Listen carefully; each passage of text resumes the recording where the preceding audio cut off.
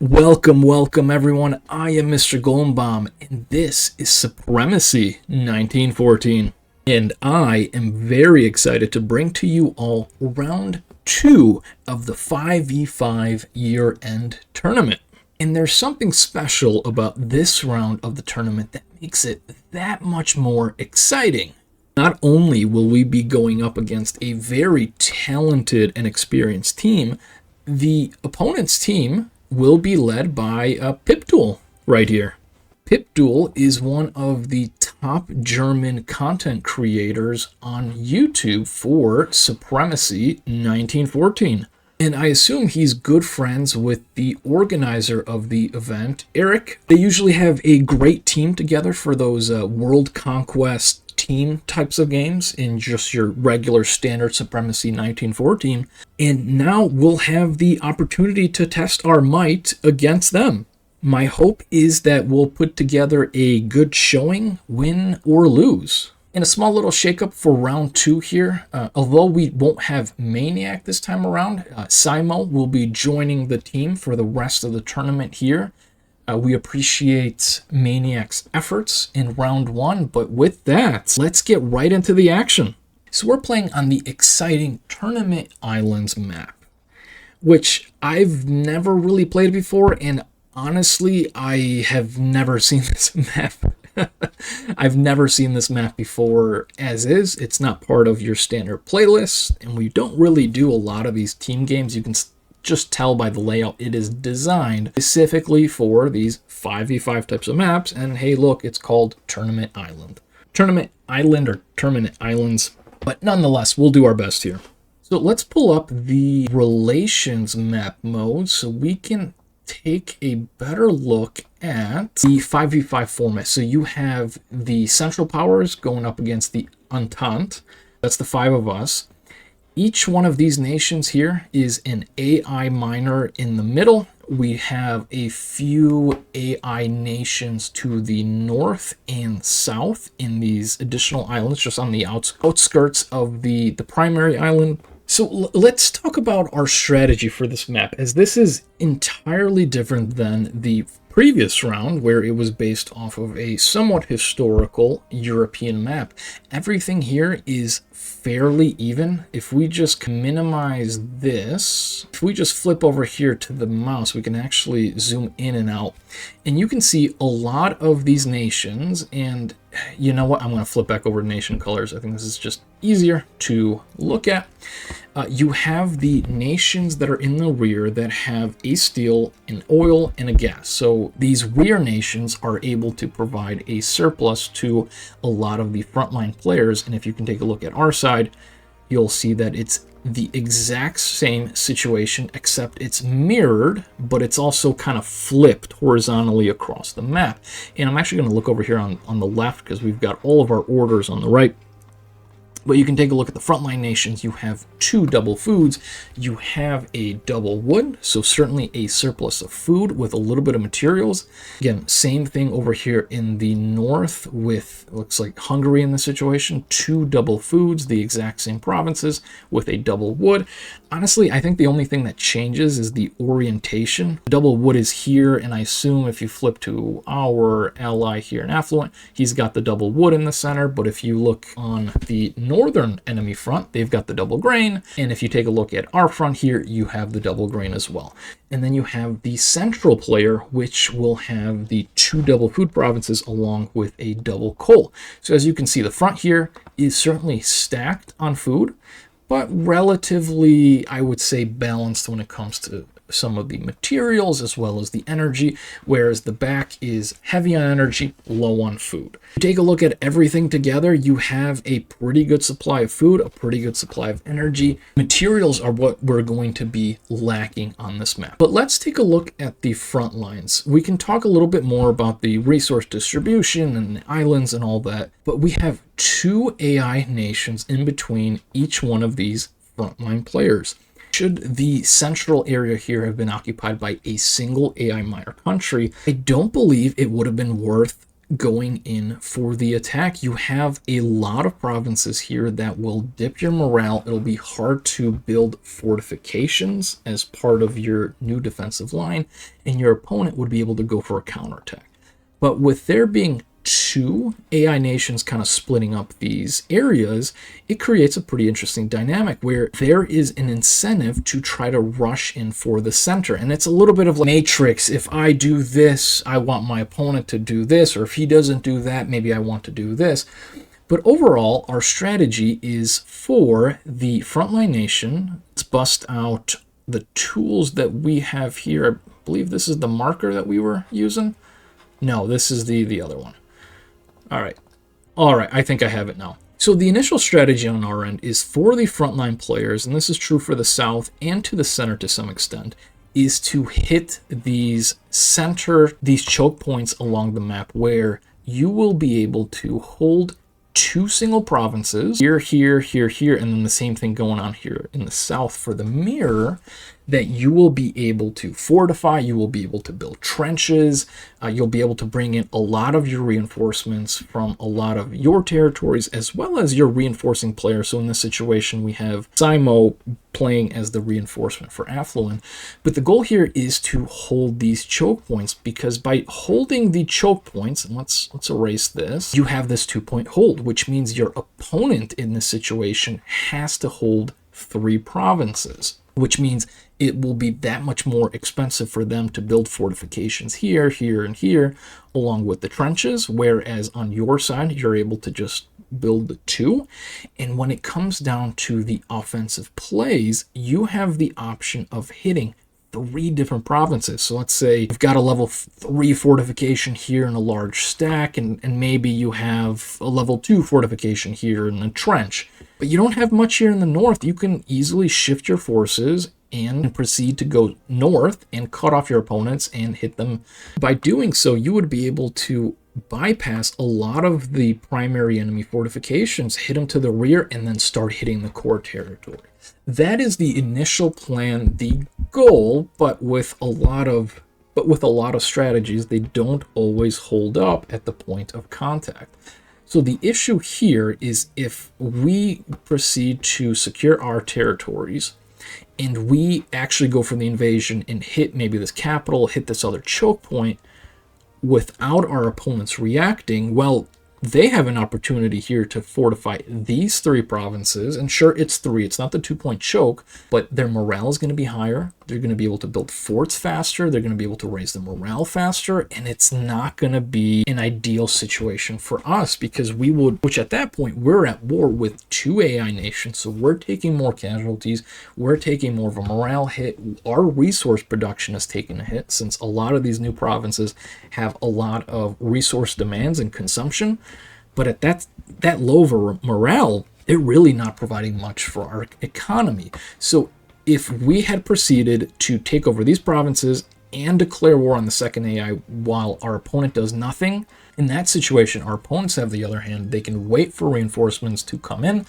They can group up a lot of their own forces, start building their own mechanized units, a lot of cavalry, and they can go in for a nice counterattack either through these provinces or even these provinces at that point, just due to the high morale that they would have. But in this situation, our opponent has, for a fact, also gone in for the attack, which is great.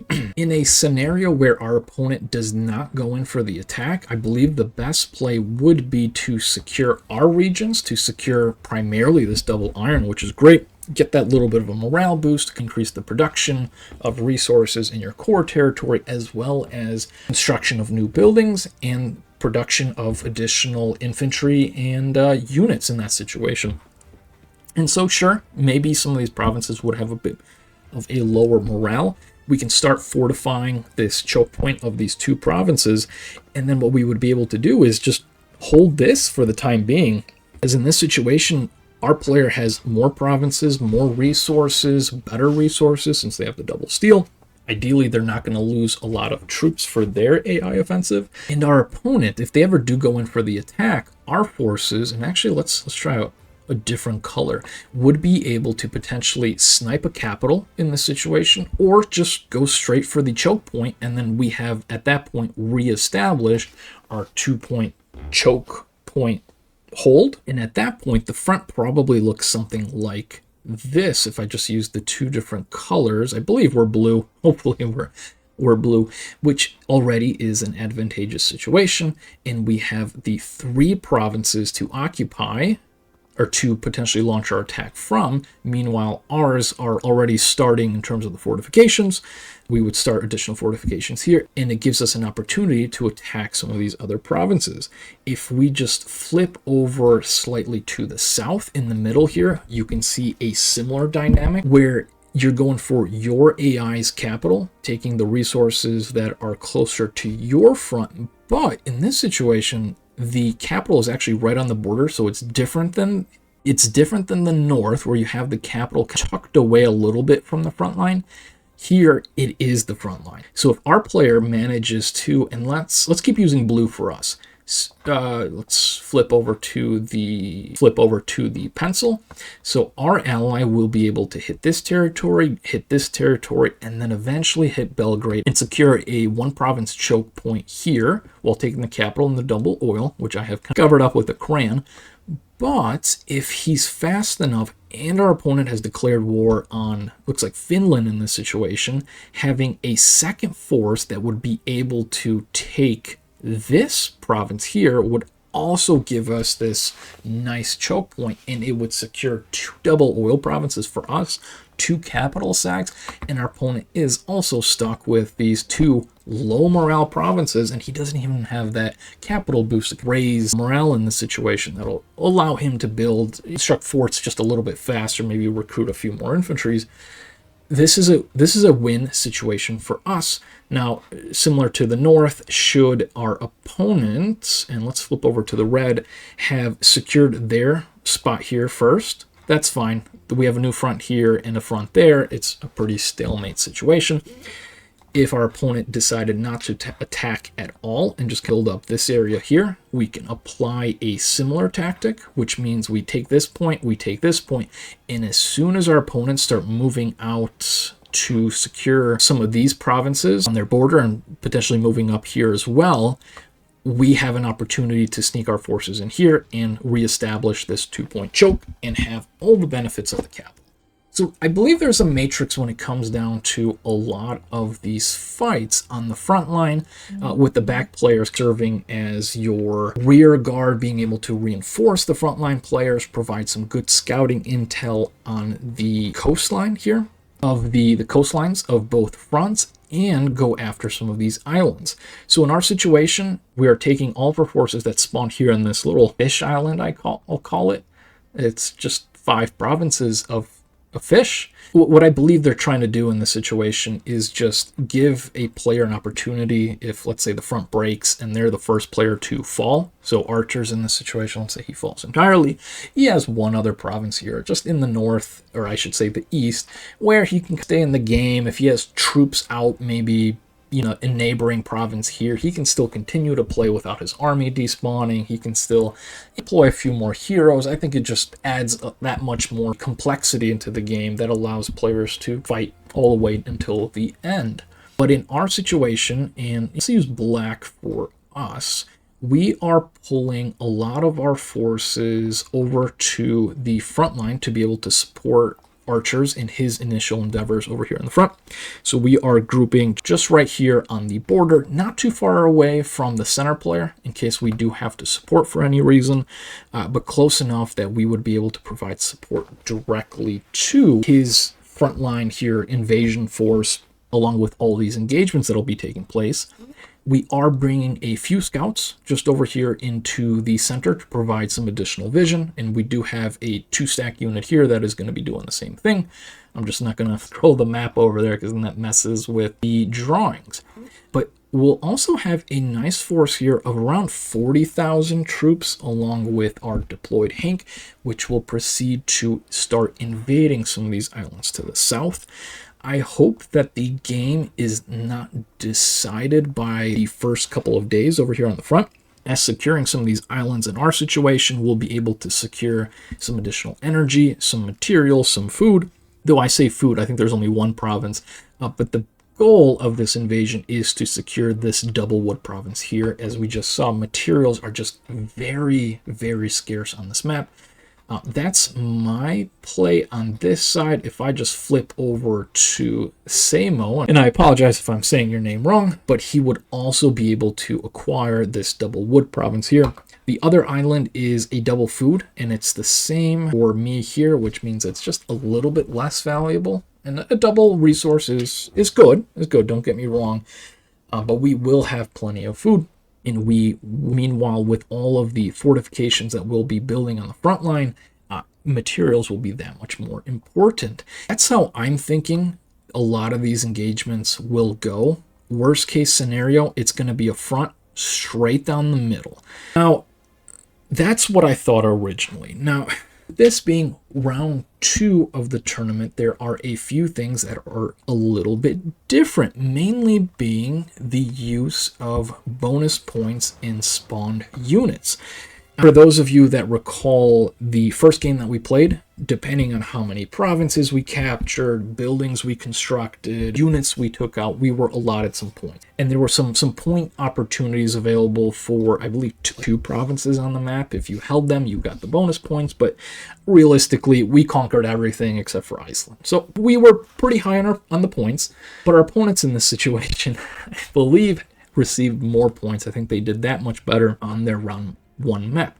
But regardless of the advantages or disadvantages going up against this matchup, we received the cavalry units. The game administrator, and I'm not sure if this is Eric in the situation, spawned in some armored cars and cavalry that we were going to be using our bonus points for. We did save a few points over for additional cruisers that hopefully we'll be able to use in the mid game, assuming that the front is a little bit more stagnant. But honestly, I didn't think that we would get these cavalry right away. I thought it would come in the form of a booster card for units. Here you go. You have cavalry, and I don't even want to click this because I don't want to accidentally spawn it. But I assumed, and I just don't use boosters, so maybe some of you who are more familiar will be able to let me know. I would have thought that these cavalry units right here would take a few hours or maybe even a day to spawn in, and would require the use of a barracks on our side. But that doesn't appear to be the case. We are certainly building the barracks right away, but they just spawned in the units. So this whole stagnant front situation, and I'll redraw it, just kind of going down the middle, I don't think that makes any sense anymore, as we now have a very large and powerful force consisting of 15 cavalry. You couple that in with the day 2, because there is a peace period. We do have to wait 16 more hours for the next day change, but that's a very lethal force. I don't think you can build enough fortifications and trenches, and even if you're massing a lot of your troops, to be able to survive an assault like that on day 2. With that many forces, I think that definitely changes the dynamic of the game. It's different. It's going to be different. I've never played this map before. The bonus points add a huge twist to the ongoing game. You could say it makes it more exciting. Definitely looking forward to it. But I have a feeling that with these units being available so early on, I think the play would have been to get all cavalry units all in one area. Day 1, as soon as the day 2 tick changes over, you go on for the offensive. And I think that's what archers will have to do in this situation. And I'll flip over to blue for us. He secures some of these provinces. And maybe let's make this line a little thicker. He secures his provinces, creates this border. Well, the opponent is going in, and he'll be taking a lot of these provinces and probably will reach this wood around the same time that archers would be able to secure his gas. But at that point, it all comes down to what kind of trade can archers get with all of these units. And don't forget, I will be coming in to support against the opponent. If he can get some really good trades on this front, it could give us the advantage in the early game to be able to push out, and I'll use black, I think it comes out a little bit better, to push out and start securing some of our opponents' core double resource provinces and just their core territory in general. I think it would be a huge huge, I think it would be a huge hit to our opponents. So not only did we have that happen, we had a whole situation of just trying to spawn in the correct spots. Unfortunately, we are at a disadvantage in many areas. We could certainly talk about our opponents, which I believe they've played a lot of games, have a lot of experience. So here we go. Killer is certainly seems to be a killer on the battlefield. He's played almost 300 games at this point, so they just have so much more experience. They have more veteran experienced players, not to mention with that much experience, you're probably going to have the better heroes. And on our end, we really just have archers and affluent with solid heroes with just a little bit more experience. Cobalt has some good heroes as well. But Simo and I've only played 9 games. I've only played 9 games in theory, so I just don't have the same heroes that a lot of the other players have, which puts me at a disadvantage on the front line, especially if a lot of this will be dictated by cavalry.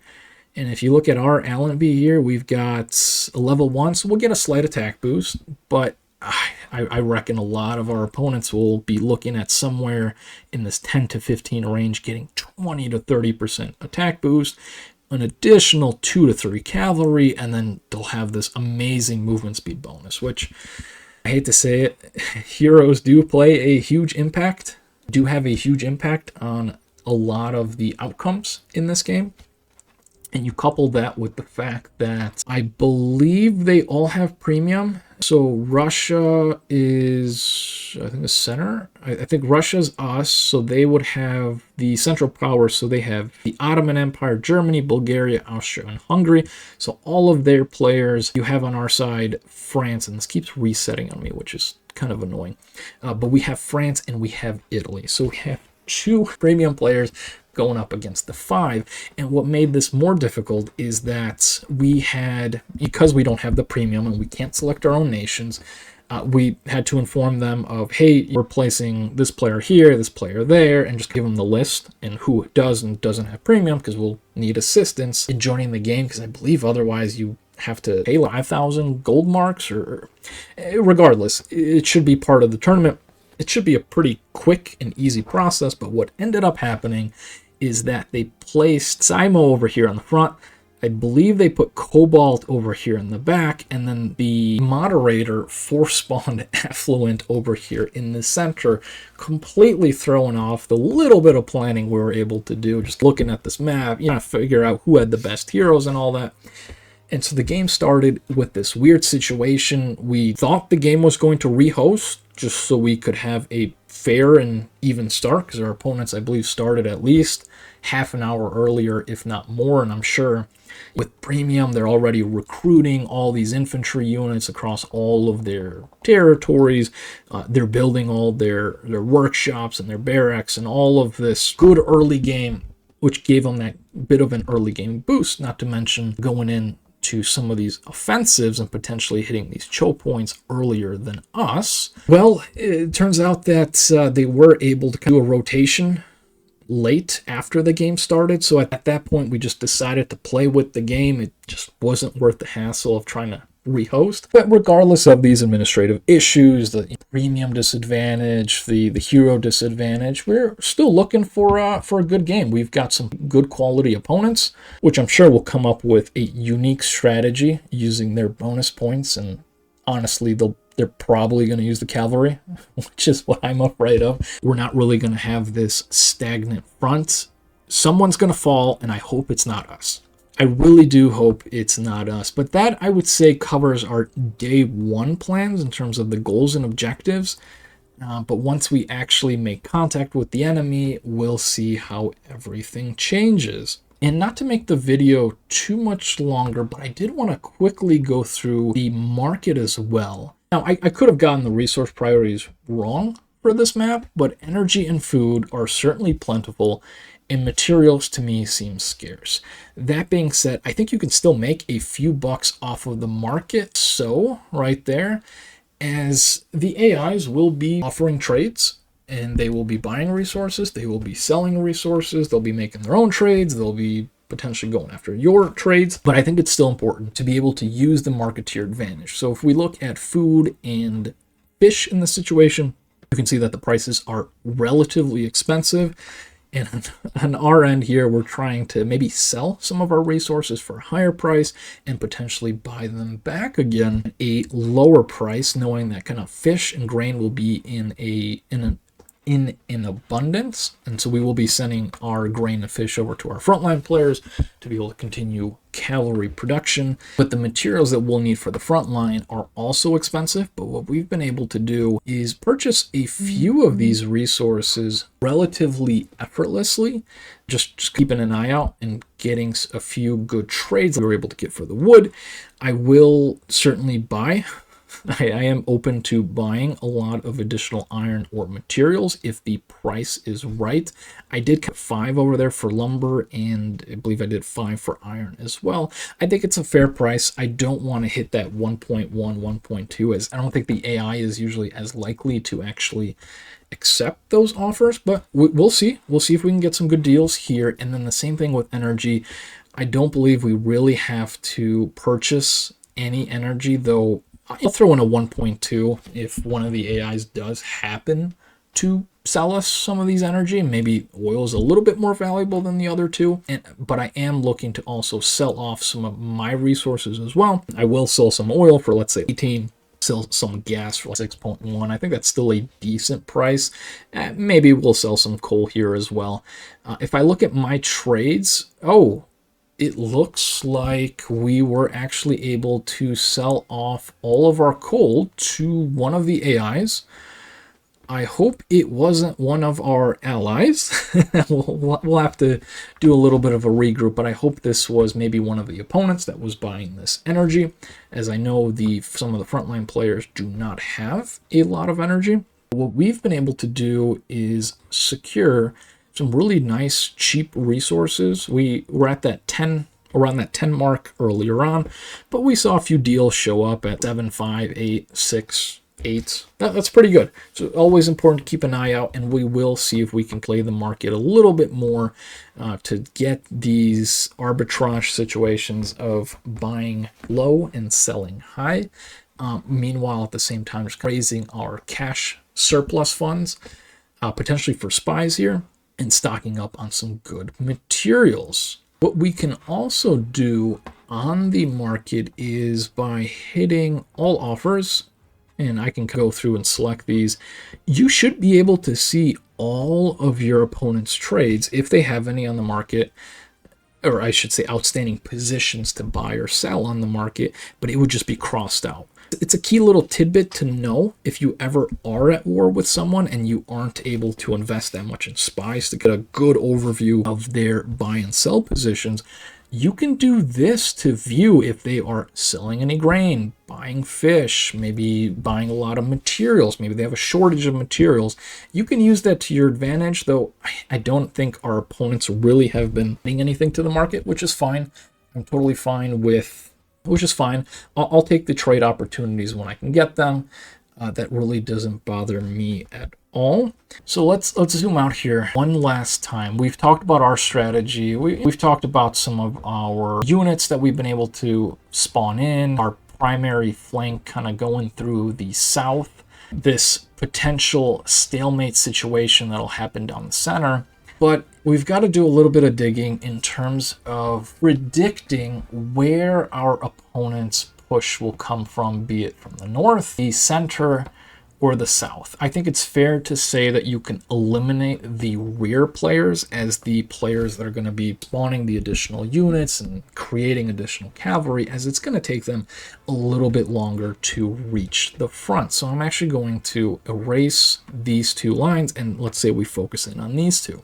Well, what we're able to do is we can zoom in on their individual provinces, and we can view how many buildings they have produced. So in this situation, we have 2 provinces at 2 and 1 at 3, with one of these being the capital. This means with the other building being the recruiting office, the only other option would be for this to be a workshop, which means our frontline player here in the north has 3 workshops, most likely building either some balloons or some armored cars to reinforce their front. If I take a look at the rear here, I see 1 workshop in each province as well. I look here at the center player, I see 1 workshop here as well. But if you go down to the south and you start looking at the Turkish player here, Ottoman Empire, ranged killer, let's call him killer. If you look at killer's buildings, he has 3. He has 3 there and he has 3 there, which leads me to believe that he has his recruiting office, he has his level 2 workshop, but he's also building a barracks, and he needs that level 2 workshop to then be able to produce the cavalry. But once he gets his barracks out, he, I'm pretty sure, will be creating these cavalry units that he will be sending to the front. And if you take a look over here to the west, it's the same exact situation with the Germany player, which leads me to believe that these 2 players right here are going to be extremely aggressive against archers. And that also means that the entire game is probably going to be decided on how archers plays. So if we win, he can share the credit amongst the whole team. But, well, let's say his offensive hits a rock wall with their offensive. We'll see who gets the better trades in this area. You could always blame it on him. But enough kidding aside, I don't believe the South is going to be a very stagnant situation. I don't think Johann's going to have much of an opportunity. I think it's still the play to secure these provinces, get the morale boost, start cranking out your armored cars on your side along with the cavalry to be able to reinforce the front. I will be coming in to reinforce as well, but it's going to be a little bit of a cat and mouse. I think the opponents are going to come into this area, and I think whoever gets the better trade first will take the advantage in the game. That may lead to a second more favorable fight, and at that point, that could collapse. Oh, let's bring up the tool. This entire front on the south. Be it on our side or on their side. I'm going to predict it right now and say that the game will be decided here. And the winner will be able to go on a rampage from the south, because at that point, the northern players are tied up with their fronts. You have some of these other players potentially going in for more islands. The center player is distracted. All the bonus points are all in one location, which wasn't our original plan. We were going to split it between a bunch of players, just kind of anticipating where that push may come from. But I think it's safe to say that it's going to come from the south. And hey, I really do appreciate the support from the community. You guys really do seem to enjoy these 5v5 kind of format games. We hope to put on a good show for you here, win or lose. I, again, have a feeling the game's going to be decided in the south. But if you'd like to see more content like this, please do leave a like, comment. If you haven't subscribed, subscribe. It makes a huge difference. And with that, we'll see you all on the next one.